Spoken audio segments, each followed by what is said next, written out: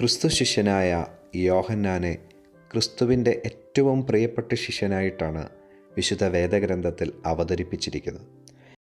ഗലീല തടാകക്കരയിൽ പിതാവിനൊത്ത് മീൻ പിടിക്കുന്ന ദൃശ്യത്തിലും യോഹന്നാനെ നമുക്ക് കാണുവാനായി കഴിയും. യായിറോസിൻ്റെ മകളെ ഉയർപ്പിക്കുമ്പോഴും ഗെത്സമൻ തോട്ടത്തിലും രൂപാന്തരീകരണ വേളയിലും യോഹന്നാൻ യേശുതമ്പുരാനോടൊപ്പം ഉണ്ടായിരുന്നു.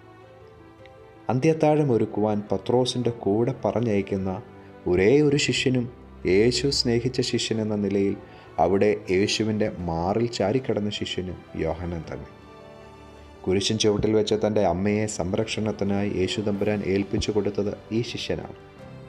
ഉത്ഥാനശേഷം കല്ലറയിലേക്ക് പത്രോസിനോടൊപ്പം പോവുകയും യേശു ഉയർത്തെന്ന് ശൂന്യമായ കല്ലറ കണ്ട് ബോധ്യപ്പെട്ട 2 ശിഷ്യന്മാരിൽ ഒരാളും യോഹന്നാൻ തന്നെ. ആദിമ ക്രൈസ്തവ സമൂഹത്തിൻ്റെ രൂപീകരണത്തിൽ യോഹന്നാൻ ശ്ലീഹ വലിയ ഒരു പങ്ക് വഹിച്ചിരുന്നു.